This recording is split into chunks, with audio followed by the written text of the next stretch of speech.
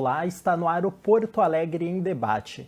No início do mês, o governo estadual iniciou o processo de batimetria do Guaíba, que nada mais é que medir a profundidade do lago para identificar pontos críticos de acúmulo de sedimentos e outras alterações no seu leito. Com o estudo, será possível determinar as áreas que necessitam passar por uma dragagem, ou seja, a retirada de areia e outros minerais do fundo do rio. Se por um lado a dragagem pode trazer benefícios, como dar mais vazão ao fluxo de água, por outro pode provocar sérios danos ambientais, como a erosão das margens. Para debater esse assunto, a gente recebe aqui no nosso estúdio Pablo Palma, secretário executivo do Gabinete de Crise Climática do Governo do Estado do Rio Grande do Sul. Laércio Tadeu, presidente do Sindicato dos Depósitos, Distribuidores e Comerciantes de Areia do Estado, o Sindiareia. E Fernando Mainardi Fan, professor do Instituto de Pesquisas Hidráulicas da URGS, o IPH. Pessoal, obrigado por terem aceito o convite. Sejam bem-vindos à TV Câmara. Começo com o professor Fernando. Professor, muitas pessoas não sabem o que é dragagem, qual a diferença de dragagem para desassoreamento. O senhor poderia explicar para nós, brevemente, aí, quais os tipos de dragagem que existem? Bom, perfeito. Vou começar então agradecendo o convite. Gilberto, prazer estar aqui com o Pablo e com o Laércio para a gente debater esse tema. E quando a gente está falando sobre dragagem, o desassoreamento, a gente está falando de trabalhar com o leito dos nossos rios, que possuem diferentes materiais. Em geral, quando a gente retira esse material, a gente está falando em áreas que tem ou cascalho ou areia, né, que são os materiais que a gente tem, né, um maior aproveitamento, ou a gente tem o objetivo de retirar esse material para desobstruir essas regiões. E o que a gente está falando quando a gente fala em desassoreamento? A gente está falando num local que foi assoreado, ou seja, essa areia ou esse cascalho ele foi carregado até esse local e fez com que a profundidade ficasse menor nessa área ou obstruísse alguma passagem, e aí a gente vai desassorear, a gente vai retirar esse material. Quando a gente está falando em dragagem, o procedimento é o mesmo, né? Retirar o material do leito do rio, mas não necessariamente houve o assoreamento antes para eu fazer a dragagem. Eu posso optar por dragar, né, um leito de um rio por motivos, por exemplo, de aumentar a seção transversal daquela área, né, aumentar a calha do rio naquele ponto, retirando esse material. Ou seja, pode significar a mesma coisa, dragagem, desassoreamento, ou não, né? Se houve o assoreamento, eu vou desassorear ou fazer a dragagem, ou eu posso estar simplesmente dragando, mas o fato é que eu estou falando em retirar material do leito do rio ou do lago, seja de onde for, do reservatório, no momento que eu faço essas operações de desassoreamento e ou dragagem. Certo. Secretário, o governo iniciou esse processo de batimetria. Ele consiste em medir em diversos pontos, né, do lago a profundidade para poder, né, futuramente aí, desenvolver determinadas ações. Uma delas, a possível dragagem para fins de mineração. Explica para a gente como é que está funcionando esse processo. Ele, além aqui de estar sendo realizado em Porto Alegre, envolve também outros canais, fluxos de água pelo estado, né? Certo. Olá, meus amigos aqui, colegas debatedores, professor Fernando, presidente Tadeu, Gilberto e todos os nossos pessoas que nos assistem hoje. Eu acho que esse programa ele tem um intuito, como tantos outros, vem debatendo o tema para que a gente desmistifique e traga aí luzes sobre esse assunto que é, por vezes, levado com uma série de desinformação. Então, toda vez que a gente vem e retoma o tema, e parece por vezes exaustivo, a gente está cumprindo o nosso papel de entregar para a população a informação correta do que está acontecendo, do que aconteceu. Então, dentro desse escopo, o governo do estado, através da Secretaria Estadual do Meio Ambiente e Infraestrutura, contratou um serviço que nós chamamos de levantamento topo batimétrico, que ele tem alguns objetivos, né? O que é a topobatimetria? Neste caso específico, ele é basicamente um barco ou um equipamento que atravessa seções do rio, fazendo a medição do fundo, do topo do fundo do rio, como tu bem mencionaste antes. E também, além desta informação do fundo do rio, ela tira informação também da superfície, da parte de fora do rio, da beira, da margem, do barranco, como tu quiser chamar essa parte que está ao lado do rio. Então, juntando essas informações, elas são as informações fundamentais para que a gente responda uma série de dúvidas e implante uma série de projetos e ações que são necessárias para o governo do Estado e para a população em geral. Uma das principais ações é essa que a gente discute aqui, se há ou não um assoreamento. Então, a batimetria tem esse fim, né? A gente faz essas linhas, compara com linhas antigas e faz dentro de um processo um pouco mais complexo, que é uma modelagem hidrossedimentológica, que tem uma relação com a entrada de sedimento, saída de sedimento, é um processo bastante complexo, mas ele compõe esta solução. A gente também usa essa informação para algo que está muito presente na vida dos porto-alegrenses e na vida da grande parte da população do estado do Rio Grande do Sul, que são os alertas hidrológicos da Secretaria do Meio Ambiente e aqueles que o IPH muitas vezes nos auxilia dando as previsões dos níveis, especialmente aqui do nível do Rio Guaíba. Então a batimetria ela é a peça-chave para que a gente aprimore esses alertas.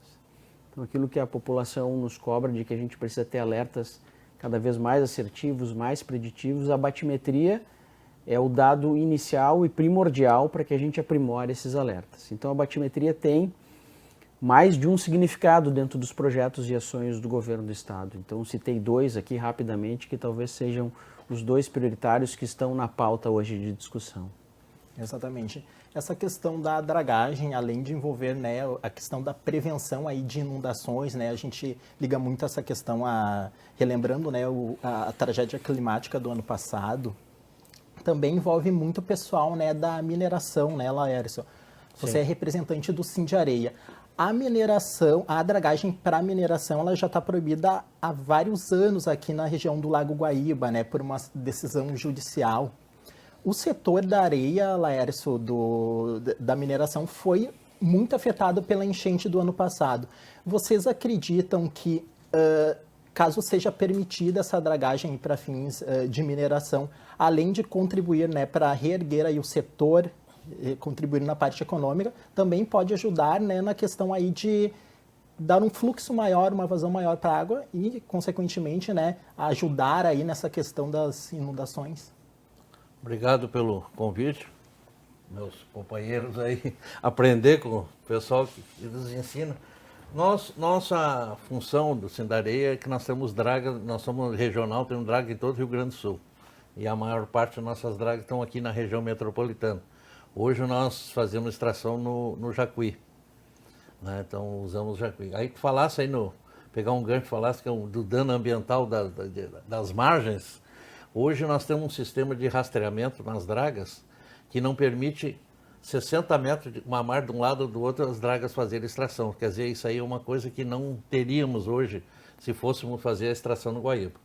E o que tem o pessoal tem me cobrado muito, depois que houve essa enchente, vocês botam as dragas e vai solucionar o problema. Não é bem assim. Tem que ser bem. Nós temos aí 20 anos parados e não temos draga suficiente para fazer esse desassoreamento de um dia para o outro, né? Até teríamos ter a parte técnica, tudo. E também não teríamos demanda para toda essa areia também, que nós somos uma parte comercial, né? Então, tira toda a areia e o que fazer? Mas uma das coisas, nós estamos prontos para ajudar no que for possível. Teríamos que isso aí seria uma coisa paliativa, com o andar da carruagem, botar assim para tirar essa areia. Com certeza nós faríamos esse serviço. E esse serviço está sendo feito hoje pelo Estado. Está tendo um custo muito alto, né? Parece que foram 800 milhões, né? Se não falha a memória. Nós que fizéssemos essa extração, nós não iríamos cobrar nada, apenas iríamos pagar até o ICM sobre essa areia retirada e essa areia seria utilizada no comércio. É claro que até no próprio zoneamento da Saína não há tanta área para fazer essa extração, teríamos que fazer um estudo em cima disso. Nós temos áreas de captação do DEMAI, nós temos catamarã, nós temos vários empecilhos que podem nos atrapalhar, entre aspas, né? Mas com certeza nós teríamos o nosso trabalho, as dragas têm capacidade para fazer extração, e uma das coisas muito boas na extração de areia feita pelas dragas, elas retiram hoje, uma draga média, hoje retira 40 caminhões das estradas, são 40 motores, 40 caminhões transitando e elas trazem isso aí. Mas estamos prontos para ajudar, já participei de várias reuniões com o SEMA, com o FEPAM, com Câmara de Vereadores, da Assembleia, dentro da capacidade que nós podemos atingir. Não somos a salvação do mundo, mas com certeza vamos contribuir para fazer esse desassoreamento do Guaíba, que, segundo vocês podem ver, é uma coisa desde 2024, de março de 2020, não, maio de 2024, foi uma coisa que assolou, nunca me esperava que o aeroporto ficasse debaixo d'água. Quem é que ia imaginar isso na minha... Eu já tenho uma certa idade, não jamais ia pensar nisso, né? Então, uma coisa que hoje a sociedade tem que pensar nisso. Tem que a sociedade, o executivo, o legislativo, o setor também industrial, que é a nossa parte, pensar do que podemos solucionar. Nós não podemos deixar, como eu vi na Ilha da Pintada, comos de areia de 20 metros de altura, com pessoas perdendo casa e até vida. Então é um momento da sociedade refletir, nós todos aqui unidos, cada um dentro da sua responsabilidade, e tentar ver o que nós podemos fazer para resolver isso aí. Exatamente. Antes da gente começar a gravação, né, Laércio, a gente estava discutindo referente a essa ação judicial que, enfim, suspendeu, né, proibiu a mineração no Guaíba. Essa ação ela já corre há vários anos, né? Mais de 20 anos. E essa questão da batimetria, ela faz parte desse zoneamento ecológico ambiental, né, secretário, que, enfim, busca atender uma das exigências judiciais, né, para permitir aí que seja explorado dessa forma. O zoneamento ambiental para a mineração do Lago Guaíba, ele prevê uma série de estudos, e esses estudos são do meio biótico, para ver os animais, as plantas, né, a questão mais da vida, aspectos físicos da água, aspectos químicos da água, aspectos relativos aos sedimentos e também uma questão de determinação do topo, né, da profundidade do Lago Guaíba. Esse estudo foi finalizado e ele está para consulta pública no site da FEPAM. Ele entrou, se eu não me engano, no dia 11 de julho para consulta, ele tem 30 dias. 9 de agosto. Ele vai até 9 de agosto, né, Laércio? E ele tem o condão de que as pessoas, né, sejam elas técnicas, sejam elas pessoas que têm algum interesse no assunto, se manifestem para que esse documento seja concluído junto com essas informações e saia um documento mais próximo possível do entendimento social, do entendimento econômico e do entendimento ambiental. É sabido que há algumas discussões sobre alguns impedimentos já postos, como, por exemplo, a existência de unidades de conservação, especialmente lá na ponta do Guaíba, lá no fim do Guaíba, no Itapuã, que, obviamente, por condicionantes legais, já causam algum tipo de restrição na área do Guaíba. Eu vou aproveitar aqui para falar uma coisa que a gente ouve muito pouco, né, professor? As pessoas acham, né, Lércio, que o Guaíba é só areia, né? É. A maior parte do Guaíba, ele não é uma areia que se presta para fim econômico. Tem muita areia, o Guaíba é muito grande, tem muita areia que pode ser utilizada para fim econômico. Mas a população tem que entender que o Guaíba não é só areia, e as partes que não são areia, elas demandam formas diferentes de manuseio. Não é tão simples e não é a mineração que vai atuar nesse tipo de processo. Então a gente tem que ter aí alguns tipos de nivelamento de informação para que a gente aos poucos vá esclarecendo, como eu falei na primeira fala, algumas falas que têm sido propagadas por vezes e tomadas como verdade, que precisam aos poucos ser dirimidas por especialistas, né, para que a gente tenha uma visão bastante completa, né, presidente, sobre o que a mineração pode ajudar, o que a academia pode ajudar e o que o governo do estado deve fazer com base nessas informações. Professor, o pessoal do meio ambiente, né, os hidrólogos, ambientalistas, uma das preocupações é, retirando esses sedimentos, essa areia, o Laércio esclareceu, né, que as dragas têm uma margem de segurança, né, Laércio, que, enfim, não atingiriam, enfim, não colocariam em risco ali essa segurança do leito. quais os riscos ambientais assim mais propensos a acontecer caso seja feito um procedimento de uma forma não segura. Uma das questões seria a formação de ondas, a depender da profundidade, de ondas maiores que poderiam, né, enfim, danificar as margens. Bom, vou falar em linhas gerais, depois eu vou pegar o estudo de caso do Guaíba, tá? Quando a gente está falando em retirar material do leito do rio, existem vários impactos possíveis, né? Então, se a gente pega, por exemplo, um rio e a gente minera próximo da margem, a margem pode desbarrancar, né? Isso que ensejou, inclusive, essa medida, né, que a draga não pode chegar muito perto da margem para evitar o solapamento da margem.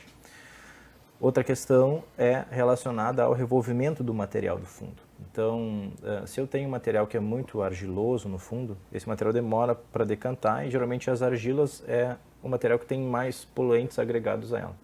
Esse não é o impacto típico da mineração de areia, porque a mineração de areia não está mexendo com argila, está mexendo com areia, né?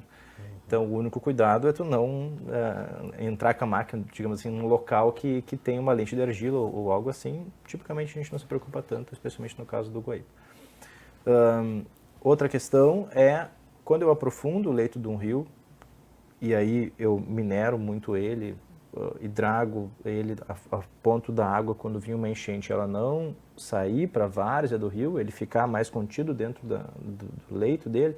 Então essa água pode passar mais rápido por esse local e atingir mais rápido uma cidade que fica rio abaixo, digamos assim, tá? Bom, esses impactos, se a gente vai trazer para a realidade Guaíba, e extração de areia do Guaíba especificamente, eles não tendem a ser tão relevantes, porque, a gente vai focar na mineração onde vai ter areia, né? Não onde vai ter outros materiais. Né? Isso aí. 2, né? Os volumes extraídos da mineração do Guaíba tendem a ser pequenos quando eu estou extraindo areia para fazer mineração, em comparação com os volumes de água. Então, vamos pensar assim, quanta areia a gente usa no Rio Grande do Sul mais ou menos por ano? 8 milhões. 8 milhões de toneladas. 8 milhões. Desses 8 milhões, a gente extrairia o que do Guaíba? 2 milhões? 1,5 milhão, né? Por aí. Vamos botar então um valor assim, 1,5 milhão de toneladas num ano. Quanta água chega no Guaíba durante a cheia? Em 2024, chegou 35 mil metros cúbicos por segundo. Tá? Agora vamos pegar aquele exemplo que o pessoal adora, que é um exemplo ruim para o Guaíba, porque não é um fluxo de água, né? Mas eu vou usar esse exemplo, que é o exemplo do copo. Né? O pessoal pega um copo... Fazem vídeo disso? Isso, fazem vídeo disso. Enche um copo com água, daí põe areia no fundo, aí quando vira a água de novo, o copo transborda, né? Tá, vamos lá. Agora, vamos imaginar o exemplo do Guaíba. Tá? Vamos imaginar que eu peguei o Guaíba e eu tirei 1,5 milhões de metros cúbicos do Guaíba. Tá? E eu vou pegar essa vazão de 35 mil metros cúbicos por segundo e eu vou dividir o 1 milhão e 500 por 35 mil. E de cabeça, isso vai dar mais ou menos uns 45 segundos para mim encher esse copo d'água com essa vazão que está chegando. Ou seja, se eu fizer toda essa extração de 1,5 milhão de metros cúbicos no Guaíba, eu vou ganhar na cheia, assim, de tempo que vai demorar para encher e transbordar para Porto Alegre, eu vou ganhar 40 segundos, 45 segundos, numa cheia que durou 30 dias. Então, quando a gente fala em extração em volumes de areia, a gente está falando em volumes muito menores do que os volumes de água. E aí eu entendo, né, que 45 segundos, 50 segundos, 40 segundos, dentro de um universo de 30 dias de cheia é pouca proteção. Né? E daí esse raciocínio agora eu vou traduzir, né, o quanto isso modifica. Então o fluxo no Guaíba e essa extração de 1,5 milhão poderia impactar uma cidade jusante. Alguém dizia assim, não, Guaíba abaixo, Pelotas vai ser piorado porque eu extraí areia aqui em cima. Não, porque é um volume pequeno. A diferença é menos de 1 minuto, como a gente está falando aqui, né? Então, desses impactos ambientais, assim, de fluxo da água, desbarrancamento, poluentes, eu tendo a me preocupar menos. Né? Um outro impacto ambiental que a gente poderia citar, daí sim seria relacionado aos animais, né, que vivem no rio, né, daí tem o que a gente chama, né, os habitats, onde os animais residem, né. Esse sim a gente acaba removendo esses habitats quando a gente minera areia, e é por isso que essa atividade ela é regulada em áreas que são permitidas e áreas que não são permitidas. As áreas que são permitidas é aquelas que a gente não tenta preservar, para o habitat não ser afetado, e nas outras áreas a gente aceita, né, esse impacto para, enfim, a gente precisaria, a gente está aqui num ambiente que foi construído com cimento, concreto e etc, né, então a gente acaba por aceitar esse impacto para a gente poder, enfim, desenvolver a sociedade. Exato. Laércio, inclusive...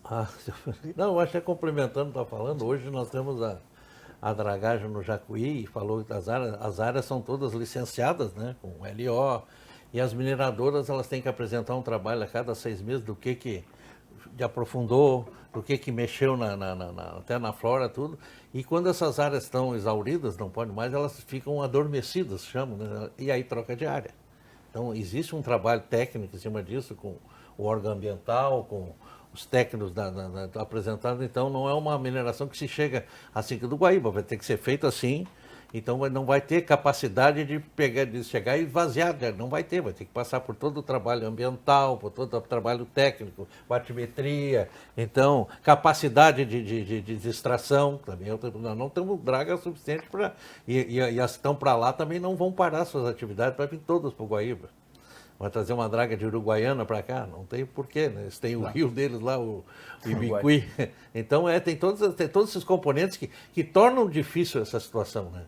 A coisa aconteceu de uma forma, e aí a gente pode até trazer essa suspensão que houve de ficar 20 anos parado sem mexer, como poderia ter sido feito bem aos poucos, mas ter feito alguma coisa, né? Ela não ia criar algum impacto. Aí entrou uma ONG lá, com o CNPJ, conseguiu essa liminar e o processo é aquele troço, ele vai andando e vai continuando, e ficou nesse termo. Agora, quando aconteceu isso, todo mundo gritou, mas aí eu acho que nós gritamos já com a água passando do pescoço. Acho que é isso, né, professor? Uhum. Laércio, há um tempo atrás foi feita uma dragagem, um processo de desassoreamento ali no Arroio Dilúvio, né? Que foi bem sucedido esse processo. Inclusive, tu comentou no dia que participaste da Tribuna Popular, ali, né? E foi beneficiada e foi vendida no mercado. Ela ia para uma usina, só que aí, claro, sobe um pouco o custo, ela tem que ser tratada. Pegou uma areia, imagina o que era uma areia do dilúvio, aí, né? Era uma coisa terrível. Mas ela foi tratada, foi para o comércio, ia para um setor, ia para outro setor, foi vendida, fizeram construção civil e tudo, então foi um trabalho feito, não sei se eu estou errado, mas foi bem feito, eu sei de pessoas que fizeram isso, não fomos nós, foram outros. Essa é a minha pergunta, o Sindiareia não participou diretamente. Não. Eu posso fazer um comentário sobre isso? Uma questão da retirada da dragagem, né, do desassoreamento do dilúvio, é a questão que houve do desbarrancamento do dilúvio em vários pontos, né? Aconteceu.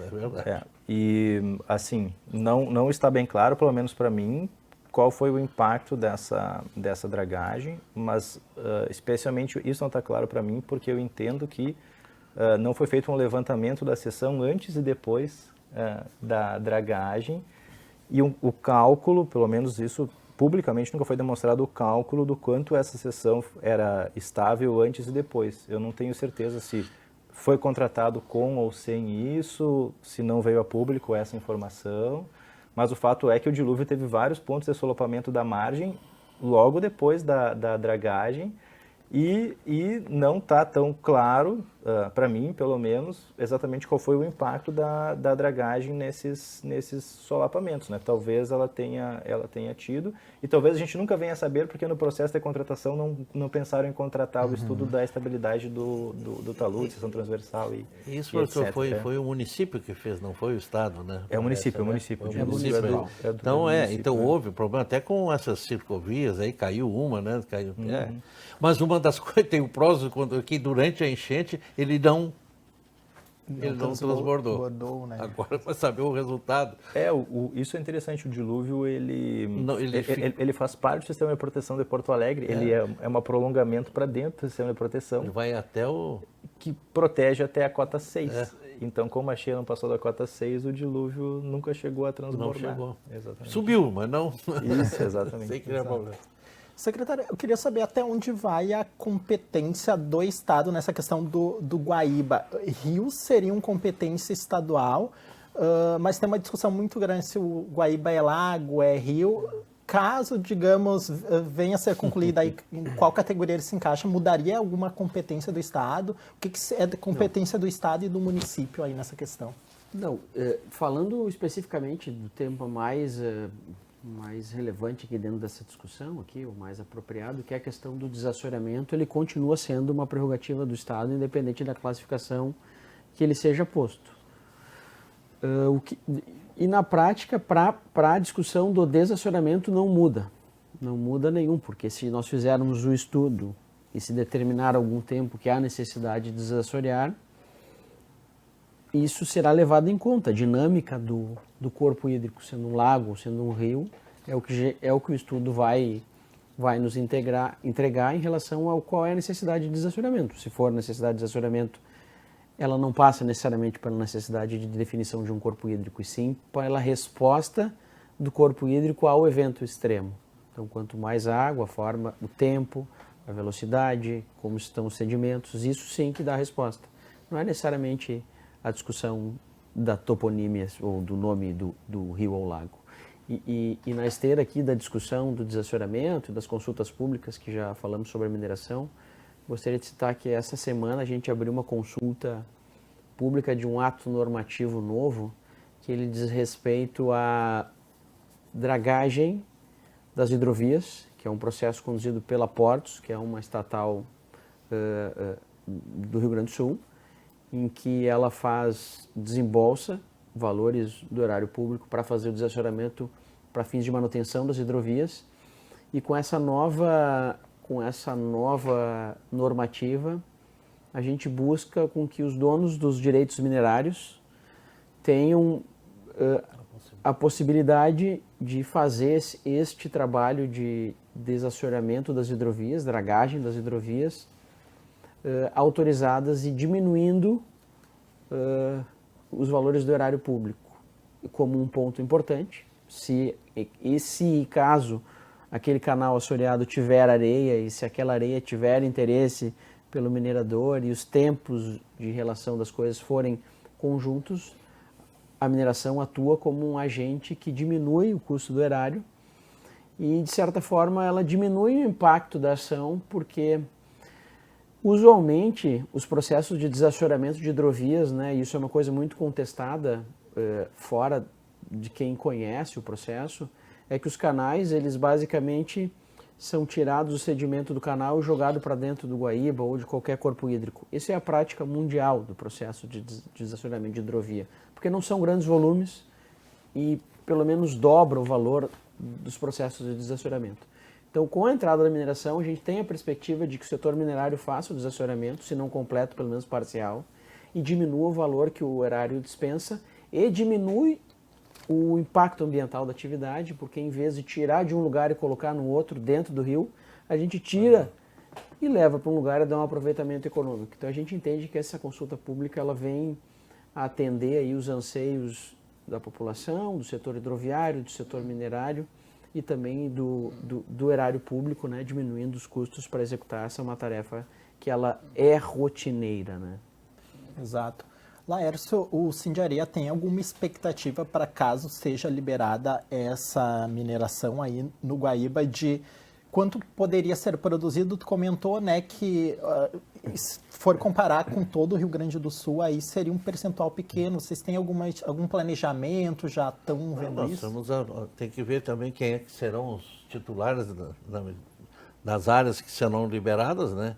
E já tem vários aí, com a ANM, né, que libera a licença, depois vem para a FEPAM para fazer, tem toda essa burocracia, mas com certeza já tem 110 áreas, parece, não, aí agora o número eu não me lembro, mas mais de 100, que já tem com o pessoal já com pedido de licença para fazer a extração, e aí conforme quem é de repente alguém que ganhar já tem a draga, ou se não tem, ele vai fazer o comércio dessa área, vendendo essa areia, como é feito no Jacuí, para o pessoal das dragas. né? Aí é uma coisa assim que nós vamos ver o futuro, que eu não posso prever se vai ter aí uma coisa muito assim, vai ter o interesse de pegar essa areia. Tem que ver que tipo de areia, se ela vai ser, né, se ela vai ser boa, não vai ser boa. Porque hoje a que está se usando muito na construção civil são as concreteiras aí que fazem esses concretos já mais específicos, precisa de uma areia mais especializada, uma areia tem que passar só em Sapucaia, nós temos um depósito que ele faz um beneficiamento que só uma concreteira que pega é uma areia especial, ela tem que ter um tratamento, tudo. Tem que ver tudo isso, se essa areia que nós vamos ter no Guaíba, ela vai ser, com certeza ela vai ser usada, mas aí eu não posso te prever de que forma e de que volume vai ser necessário para pegar. Mas o que nós temos que ter é liberar isso aí para ver. Não adianta nós ficar só supondo que vai ter, eu posso pegar 10, 20, 30 ou não pegar nada. Né? Mas então tudo depende desse zoneamento até o dia 9. Depois eu não sei qual é que vai ser o andamento depois do dia 9, eu acho que vai para o processo, eu acho. Depois do fim das consultas públicas, tanto essa da questão do zoneamento da mineração do Guaíba, quanto desta da hidrovia, todas as colaborações são recepcionadas, né? As pessoas que estão dentro do processo avaliam e modificam ou não a síntese final, que é o que vai deliberar sobre os dois assuntos, e colocam a diretriz para a rua, e a partir daquilo ali, né, os processos de licenciamento estão autorizados com aquelas diretrizes que vão ser montadas a partir disso.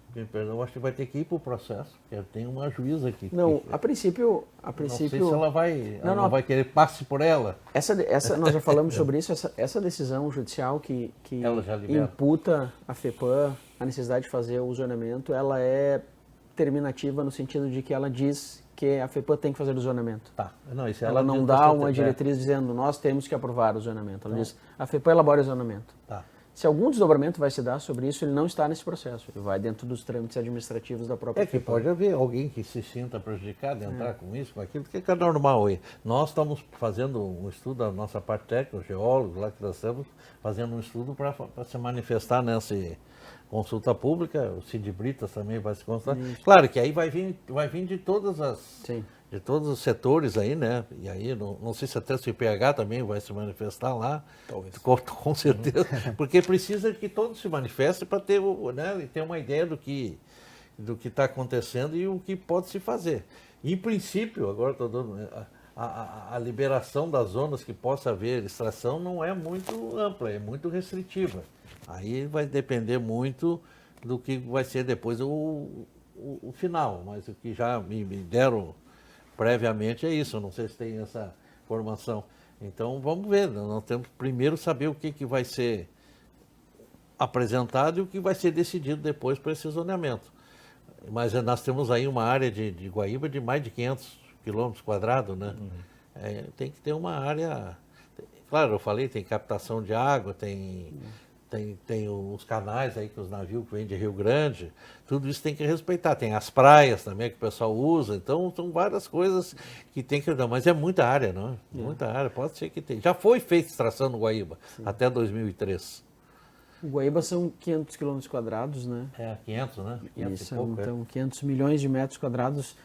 E se a gente disser que vamos dizer que se torne 10%, né? São 50 quilômetros quadrados, isso é uma área significativa, né? Sim. Não estou dizendo que vai ser 10, que vai ser 20 ou se vai ser 30. Eu só estou querendo estabelecer um parâmetro de que 10% é uma área muito grande. 20% é uma área enorme. O Guaíba, ele realmente, para quem mora um pouco distante ou aqui mais na parte do centro, ele não tem a ideia, só olhando aqui, quão longe, grande o Guaíba é e como ele é diverso em suas particularidades, longe dos nossos olhos. Em 2016 houve uma liberação, até era a Ana Pellini, que era de um zoneamento, que depois o Ministério Público trancou, foi trancado também, de novo, que liberava 30%. Se nós vamos falar em 30% para esse cálculo, aí só mais de 150, é área, né? Mas aí o Ministério Público contestou e aí manteve a liminar e não foi liberado esses 30%. Mas Fernando, o IPH, ele faz pesquisas, né, que são utilizadas pelo poder público, governo do estado, né, município. Existe no mundo assim, algum caso semelhante ao que a região aqui tá passando, aqui a região do Guaíba? envolvendo essa questão aí de dragagem, de uma dragagem que seja feita e que tenha contribuído para que as inundações, né, diminuam. Tem assim, estudos em outros lugares. A Prefeitura de Porto Alegre, inclusive, quando vai buscar, né, digamos, medidas, estudos, vai muito para a Holanda. Tem algum exemplo assim que poderia ser aplicado aqui? Bom, eu vou citar o exemplo holandês, porque ele foi sugerido, né? Na Holanda, eles, durante muito tempo, se preocuparam em não deixar as inundações invadirem as fazendas. Então, qual era a ideia? Era tentar deixar o rio mais possível dentro da sua caixa, né, dentro do seu leito principal. Então, eles fizeram isso majoritariamente construindo diques, não deixava a água fugir para a planície, né, que seria onde tem as fazendas de plantação, eventualmente dragava alguma parte também. Então, o objetivo era deixar a água passar. Né?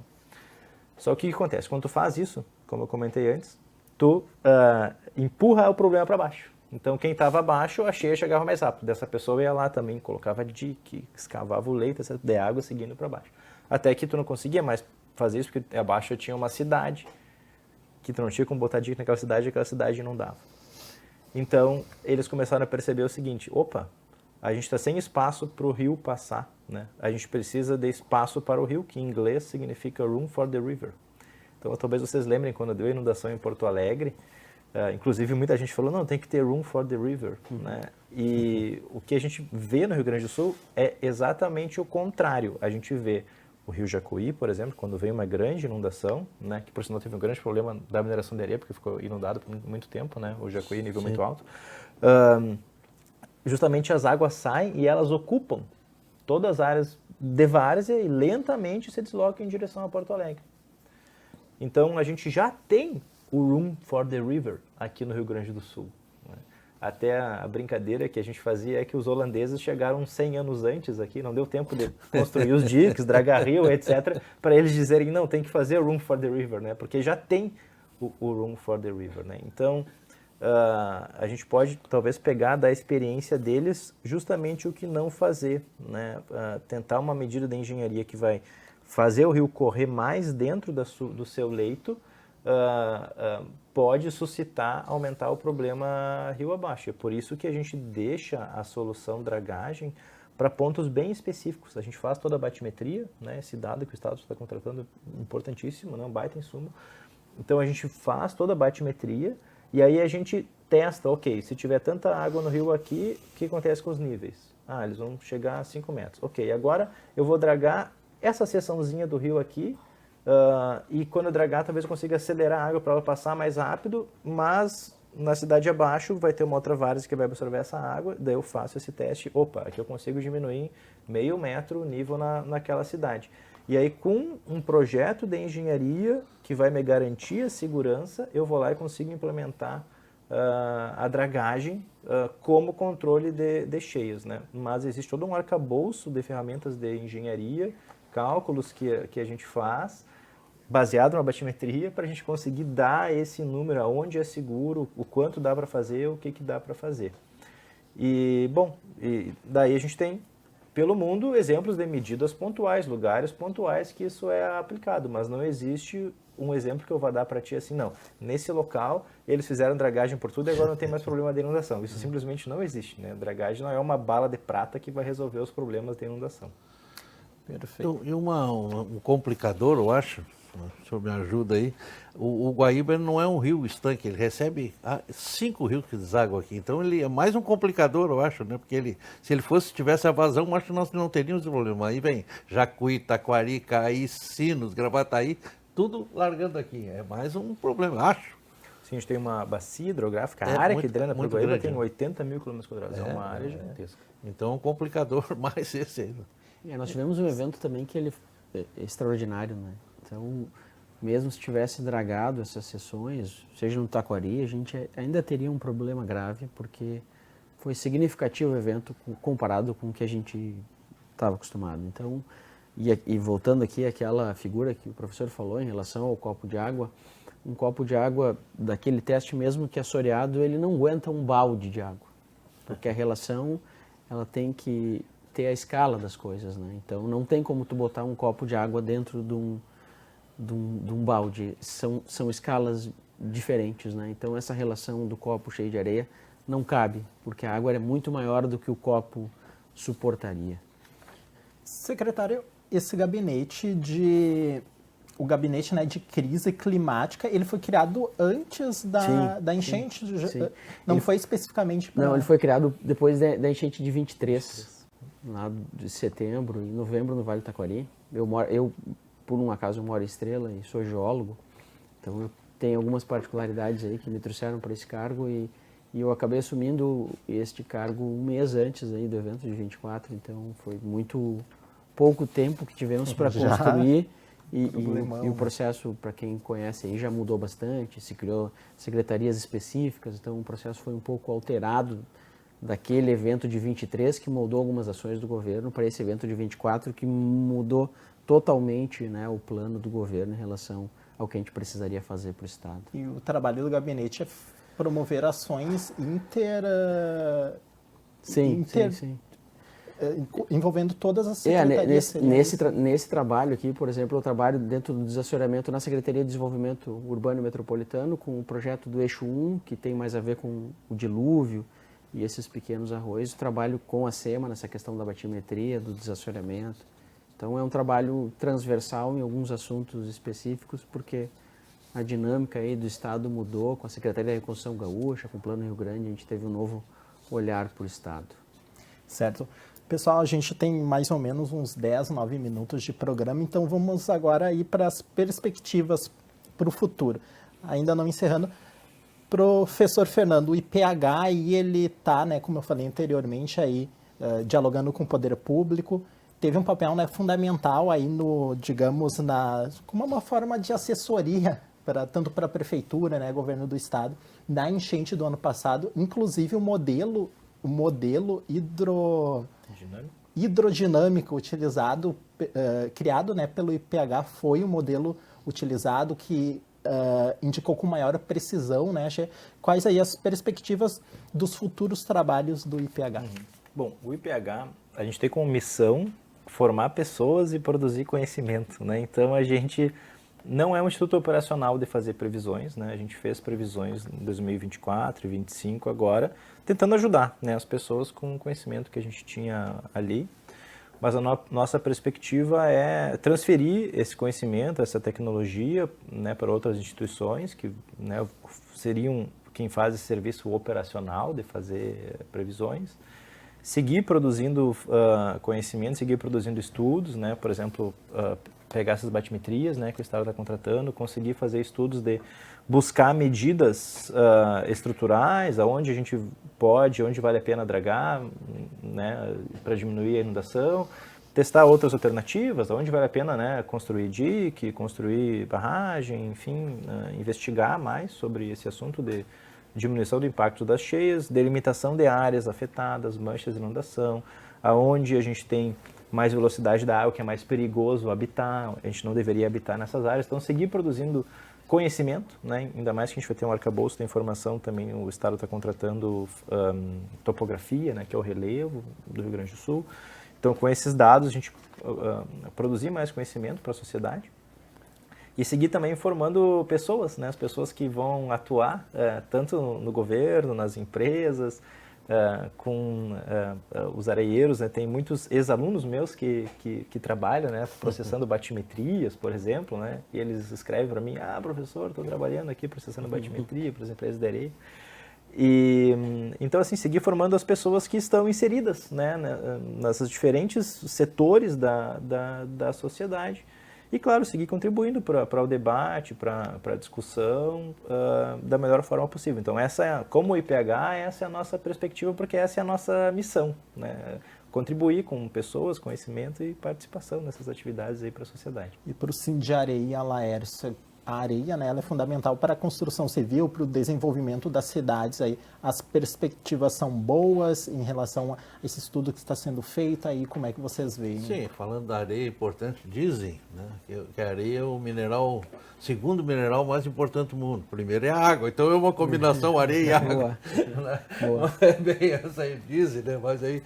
Mas sem a perspectiva boa, até como o professor falou, nós temos cada empresa é obrigatório ter um geólogo para fazer os trabalhos, estudos técnicos, estudos até para apresentação de LO e de informações para a FEPAM, que isso é um controle sempre, né? E nós temos perspectiva, nós temos a perspectiva, queremos fazer a dragagem, mas nós temos perspectiva também do comércio, né? Então hoje a economia está meio restritiva, então nós temos que ter, né? Antes nós tínhamos, só em Porto Alegre, em 2006, nós tínhamos 32 depósitos de empresas de areeira. Hoje nós temos 4 só.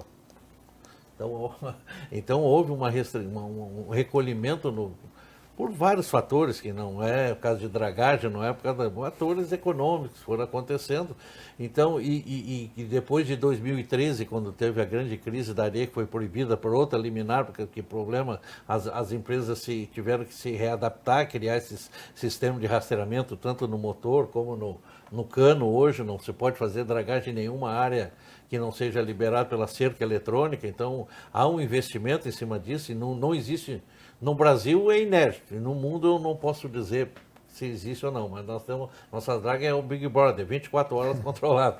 Então, desde que ela sai do porto até lá fazer essa dragagem, ela é controlada com o site liberado aí na FEPAM. Quem quiser ver, agora nós abrimos agora, nós vamos ver o que ela está fazendo, se ela está navegando, se ela está parada, se ela está fazendo extração, a gente tudo dentro desse site. Então, é um setor que se organizou. Graças a Deus, dentro da minha gestão aí, nós estamos desde 2008, então já estou quase virando rei. Não, mas a gente sempre investiu nessa parte de tecnologia, nós temos empresas fazendo, então nós estamos preparados para trabalhar, mas aí temos dentro de um trabalho lícito, respeitando o meio ambiente, onde for nos permitido, nós estaremos com as nossas dragas fazendo a extração de areia. Secretário, aí perspectivas por parte do governo do estado. A gente sabe, né, que os eventos climáticos, eles estão cada vez mais extremos, né, numa periodicidade cada vez menor, né, aí perspectivas daqui para frente, além desse estudo aí que está sendo feito pelo gabinete. Olha, a partir do evento de 24, o governo do estado implantou 2 mecanismos muito importantes que fazem parte do dia a dia das decisões do estado, que é e justamente citando aqui os 2 participantes aqui, o professor em relação ao Conselho Científico, que é onde o governo do estado se assessora de todas as áreas científicas para que tenha um norte em relação ao que deve ou não fazer. E o Conselho do Plano Rio Grande, onde o estado colhe as informações vindas do setor privado, das ONGs, dos ambientalistas, de todo tipo de contribuição que a sociedade civil tem para dar e colaborar com o governo do estado. Além disso, né, eu acho que talvez um dos insumos mais importantes dentro desse processo são pessoas. E o governo do estado abriu um processo de contratação temporário em que a gente tem um aporte significativo de massa crítica de profissionais criados no IPH, no Instituto de Geociência, Santa Maria, Universidade de Pelotas, que vieram contribuir com este processo, que não é mais um processo ordinário como era antes. A gente vive um tempo extraordinário em relação a isso e a gente precisa de suporte financeiro e de pessoas. O financeiro veio pelas mãos da questão do não pagamento da dívida por um tempo e a questão do suporte de pessoas veio pelas pessoas contratadas pelo processo de temporários. E a gente tem a certeza, aí, capitaneado pelo nosso governador Eduardo Leite, pela secretária Marjorie, na pasta do meio ambiente, em relação especificamente às batimetrias, o processo de modelagem hidrodinâmica, que a gente tem capacidade de enfrentar e tem enfrentado melhor do que a gente enfrentava antes esses eventos extremos.